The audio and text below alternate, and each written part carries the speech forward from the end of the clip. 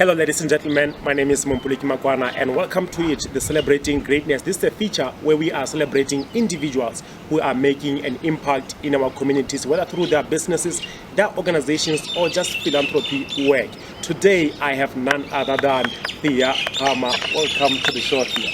Thank you very much. Thank you. I really appreciate your time being here. This is a segment where we talk about the different work that you are doing, whether it's in business, whether it's through your voluntary work. I would like you to share with our viewers, who is Thea Khama and what do you do? Who is Thea Khama? Everybody always asks me that question, and it's more about what is Thea Khama doing. And yes. Really, I'm here to create connections, and I honestly believe that, and that's been my work since I was a child, and it's still my work today.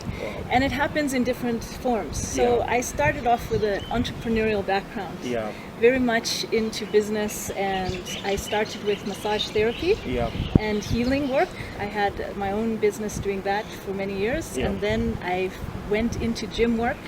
And I owned a gym and a spa for 19 years in Botswana.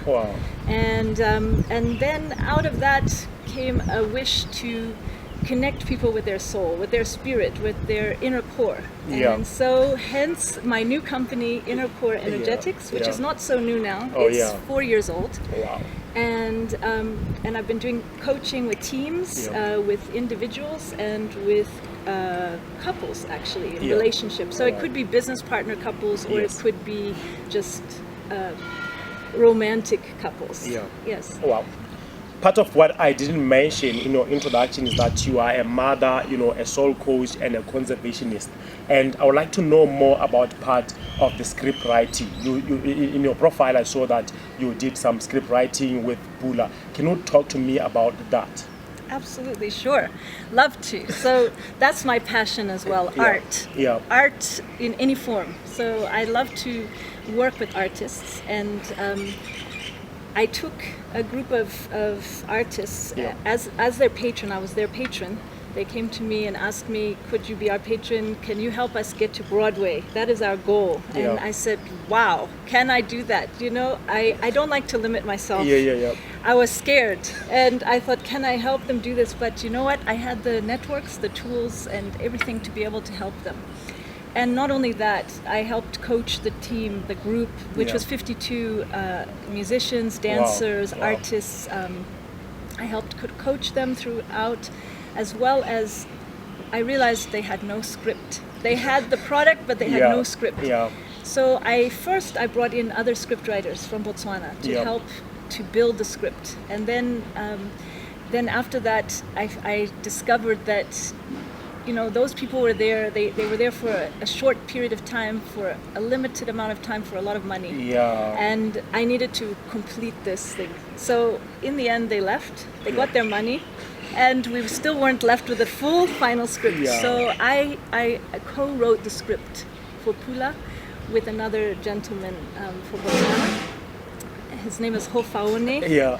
And he's an amazing actor and script writer as well. So the two of us, we stayed up till 3 a.m, 3 nights in a row, fighting over the script, but we knocked it out. We got something to go to Broadway with. Yes. All right. And that was my very first experience of script writing. And you were just doing a self-taught work.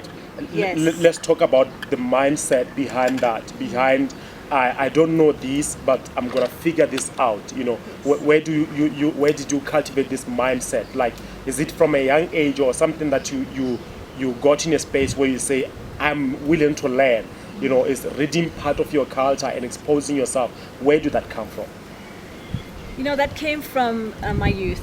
I had a very difficult youth, a very difficult upbringing. In fact, I've just written a book about it. It's called Rough Diamond, and because I literally was a rough diamond. And I had a very hard start in life. I was adopted. I also had a broken home situation. I later, when I was 15, had to leave home early and get out there on my own and start working and taking myself through high school. And I had no parents, and I had to seek out mentors. And so people like yourself like myself who mentor other people to empower them to do the best that they can be, I had to seek those people out. And in the community, it just happened to be parents of friends of mine. And I still know those people. I'm still in touch with them, and I still, say thank you to them always. And they really taught me a lot, because what they did, they never gave me a tebe, they never gave me a penny, no money. This was in America. Wow. And I didn't know where my next meal was always coming from. But they never gave me any money. But what they gave me trust, they gave me solutions, they gave me the sense that I'm not alone, that yes, they did give me a meal or two here and there, that helped. But this is true mentorship. It's not about giving something away. It's not about anybody being entitled to be given anything. Although it is our right, we should have shelter, we should have food, we should have all these things. Basic needs. Yes, basic needs. When you talk like that, I'm getting emotional, because people who have worked with you, they know the kind of motherly love you bring to your session. This amazing connectedness. And recently at the American, there was an organization where they were doing healing session, and I thought of none other than you. You bring that. Where people, they bring themselves out. You are not giving a person the roadmap, and I can see that translating into your business. Let's talk about your business and also attach that to what you do on Team Spirit, the same thing that you still apply to young people to find themselves. I see where it comes from, the mentorship you have had. So talk about the work that you do through your business in creating that environment for young people. So Teen Spirit began 10 years ago. It was an idea that I had that I could empower young people, because as an adult, I still had to heal. I still had to find healing for those wounds that I had as a child, and I still had to get through a lot. And I didn't have any tools, and I had to find the way myself. So why not, I thought, show young people who are in this position that I was in, and shortcut it. Let them learn, get the tools that they need to survive, get the tools that they need to take responsibility for their own lives, and empower themselves with emotional intelligence. Because if we have emotional intelligence, if we have stability in our life, we can do anything. I found that, like I did with the group Pula, going to Broadway. I didn't know anything, but I didn't let myself down. I still managed to go through and get through it because I had the emotional intelligence. So this is what I impart to teens through camps, 15 to 20 years old. I take them from schools, and I also put it out on Facebook. Sometimes they apply through Facebook. They get to see, oh wow, and this year we had teens from all over Botswana. It wasn't just from one set of schools in Gaborone. And they were the best team ever. And they got to know each other so well, and they became a family, a cohesive family. Now, with networking, you can do so much as well. True. And so I try to provide networks for them, and they provide networks for each other. And it just becomes one big web, a community of connected people. People who care, who are compassionate. They care about other people. People who, they don't see color, they don't see creed, they don't see religion, they don't see anything. They see a human being. And that's what we all are. And so basically, that's what I try and empower them. Then we mentor them. So I have volunteer mentors, about 20 of them at a time, and I train the mentors for six weeks or 6 months, depending on the situation. But normally 6 months, they get trained, and then they go and mentor these children, and they also help in the camps. They do this free of charge. They do not get paid anything. They do it because they want to give back to their community, and that's the way it works. And then we have corporates who donate. So they donate through my trust. I have a trust called the Pelotshweu Trust. Yes. So giving with a pure heart, basically. And that's a commendable work. Thank you so much for that. And I understand that from Teen Spirit now, the Pelotshweu Trust is the mother body that normally helps. If people do give out, they can give through the trust, and you are able to use these resources for these young people out there. Let's talk about the trust. What's the bigger vision for the trust? What do you really, the impact that you want to create? What's the dream that you have about the trust? So the trust covers many, many things. Yes. It's covering our emerging athletes who may be individuals who cannot get overseas. They don't have the funds to get where they need to go. Yeah. But we can tell that they are really premium athletes. They are the top. They are the cream of the crop. But because they're not part of a team, sometimes government cannot take them by themselves, just as they are. So that's where we as a trust would want to come in and assist them, maybe with plane tickets, maybe with supplementation, whatever they need, coaching, things like that. Then also, and they can apply to the trust for that.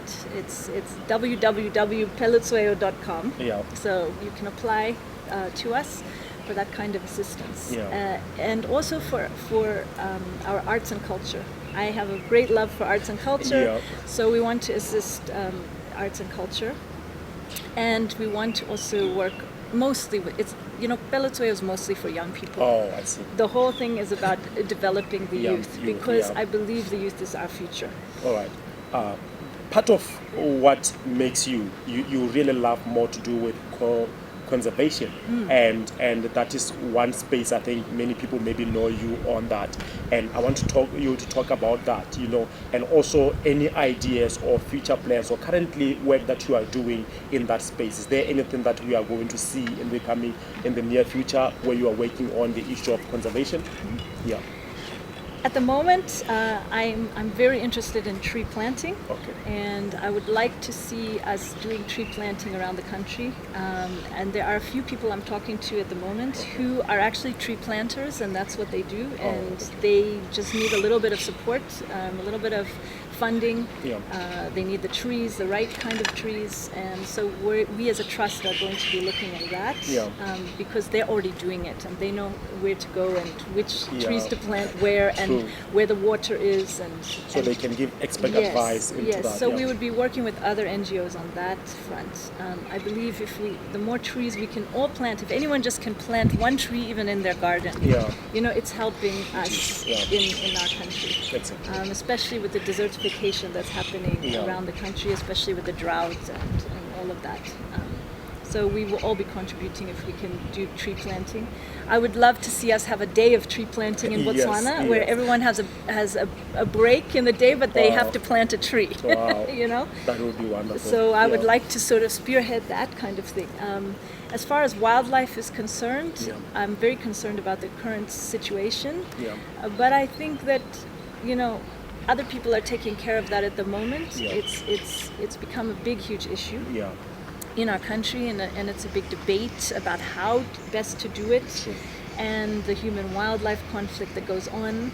I'm very aware of all of that, and of course that's a whole nother story, not for today. But I am busy working with different NGOs. I was and am the ambassador for the Global March for elephant, rhino, and lion, and we've done marches to create awareness, especially with the youth. I did not do one this year, not yet, in any case. And last year, instead of a march, because it became a big political issue in Botswana, I decided to go to schools and create an art competition. And the schools participated in that, and the youth got to go out to the various conservation areas, and they got to visit and see the wildlife firsthand, and they got to be like tourists, be treated like tourists in their own country.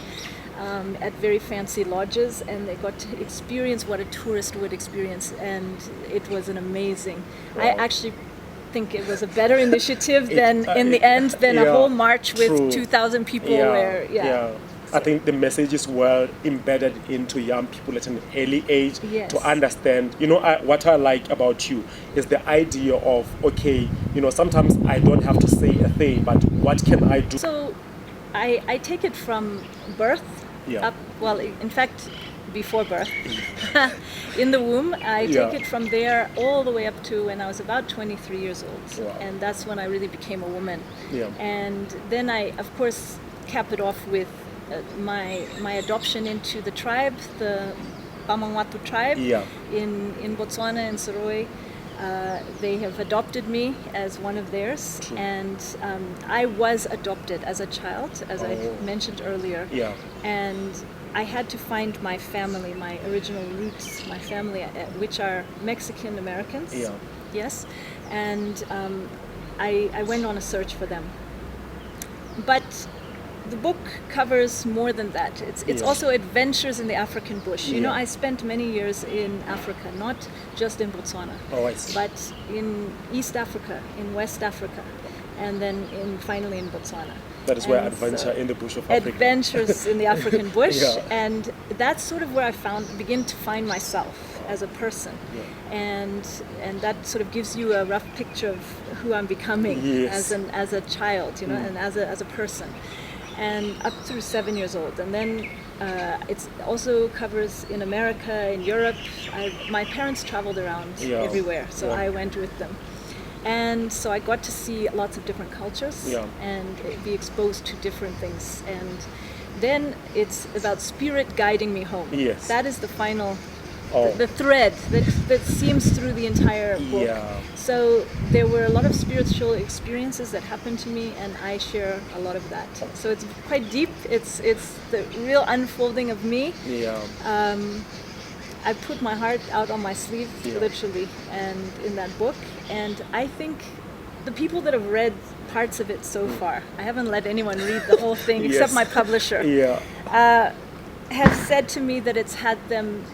It's caused them to pause to think about their own life and what would they do in the same situations, and what could they do now, you know. So it's kind of a reflective story. While you're reading all the different stories, you are also relating to your own journey. And it's in the first person. It's in the present tense. I keep it in the present tense. So it's very real, it's very current, it's happening now as you're reading it. It's evolving. Wow, I like that. And I think that's what defines you. You are an evolving person, and as you evolved, you inspire the next person to do the same. And I think that's why you are able to create this energy among groups that will spend more time with, you know, most people they bring, like you mentioned, self-awareness. That's key for you. If you are not aware, then it's very hard to connect with the environment. Absolutely. And so I like that. And moving from the book, I'm sure we will talk much more about the book as you release it, because we have a segment on the book club. Let's talk about now what you think about knowledge. You know, currently the people are preaching knowledge-based economy. You know, and I think for you, I want to go deep into knowledge of the self. You know, knowing yourself before you can understand other things. You know, talk about that, because reading and having so much information is cool, but what if you don't know who you are and where do you belong in the space where everyone else is doing something? Talk about that. Well, I think one of the things that we need to think of, especially in Botswana as a country, because we are here, and I know this is going out around the world, but it's for every country. Your basic needs have to be looked at. If you cannot have shelter and food and good education and a place to, you know, to air your views and be able to speak up. If you don't have those basic rights in place, then a knowledge-based economy is probably going to fail for you. And I think in Botswana we've nearly got there, but we are not there. There are, for example, I'm a patron of a school in Soroe. It's a primary school. I went there the other day, and I found that they are using 7 storerooms for classrooms because they don't have enough space for kids that are coming in, and they really desperately need more classrooms. And government is threatening to take away that because that's dangerous. It could be a problem. You know, there might not be enough air in those classrooms. So first we have to look at our basic needs. Then we can start to grow from there. Yes, you do need to know more about yourself. Discover more about yourself and work on yourself. It doesn't mean just reading up. It means actually doing the work. What do I mean by doing the work? If you're reading about forgiveness and you've had things done to you that are really horrible things done to you, and you carry that around with you, and you decide that, you know, life is terrible, you're gonna shut your brain off to any knowledge that is coming your way. you're going to say, I can't do it. Rather, start from where you are right now and start to build on where can I go, where would I like to go. Yeah. And also do the work of forgiveness. Even if you have to forgive every day. Yeah. Forgive that person or that situation or that thing. Yeah. And so I train people how to do that kind of work. Yeah. And we go through it. Even the mentors that have to mentor the kids, they have to do this work. Yeah. And if they can't pass and get through it, they are not mentoring a child. Exactly. So yes, but it's very freeing. Yeah. Once you've got there, then you can start to harness the knowledge-based work. Yeah. And there's some NGOs approaching me now that have said, hey, we have robotics for youth, Yeah. and IT and robotics even for primary school level. Now I believe with the knowledge-based economy, Yeah. you must start at a primary level, not coming in all of a sudden Yeah. to the university students and saying, here's programs Yeah. and things for you. Yeah. They may not have been well nourished as a Yeah, child. They may true. not have done well in school, and now you're offering them something else that Yeah. they may not grasp. So I believe it's a process. It's a process. And but there's a lot to be gained from it. Obviously, the first world countries are knowledge-based economies. They're and what does that mean? It means upskilling, giving people skills in different areas so that they can make a go of different businesses, Yeah. different ideas, and open their minds to different ideas. It's not just about being a doctor, a Yeah, lawyer, yeah. an electrician. Now this is giving other skills that are needed in the global space. That's well answered. And talking about that before, talking about businesses and going beyond just being a nurse, being a teacher, I wanted to ask you on where do we see, young people may be tapping into any space, whether it's agriculture, whether it's tourism, whether it's conversations, whether it's conservation, all those stuff. How can we, young people, any opportunities, they can tap into to create businesses or organizations for themselves in that, under that hub of knowledge-based economy? Yeah. Well, obviously you've got to do your research.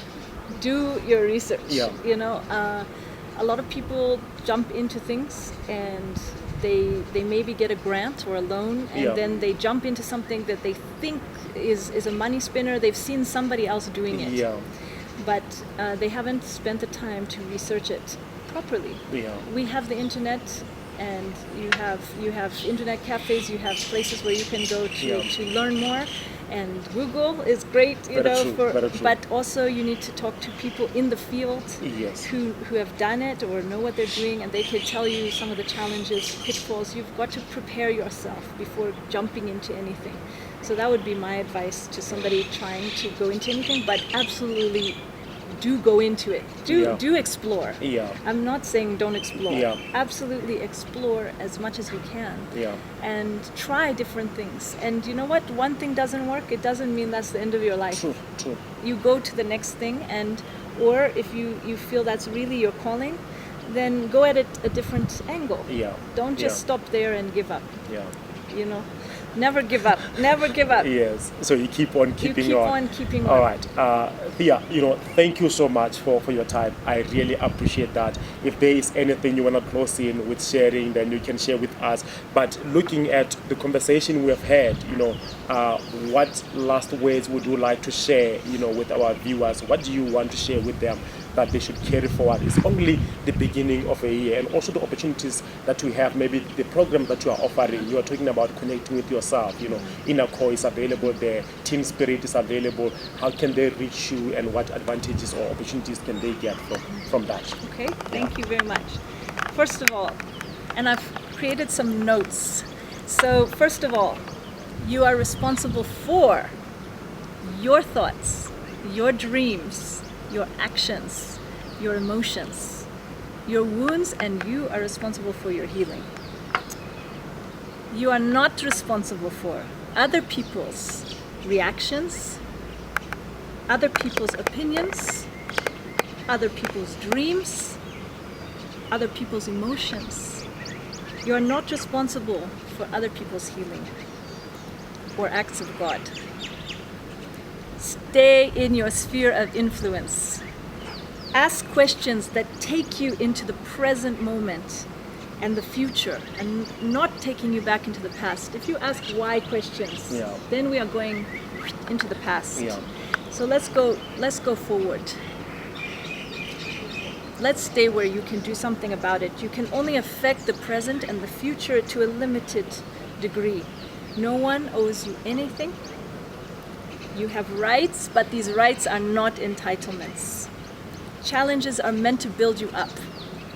Keep the faith and keep bringing your best self forward all the time, every day. Even if you're tired, the best self that you can bring. And sometimes life is not in our control. But we must stay drivers in the seat. Don't give away the keys to your car. Thank you. Wow, that is, they haven't had enough. They should connect with the inner core and also team spirit. Make sure you contact her. We'll share the contacts on the screen. We'll share the contacts on the post. Thank you so much for your time. I really appreciate that. I appreciate it. Thank you. Bye.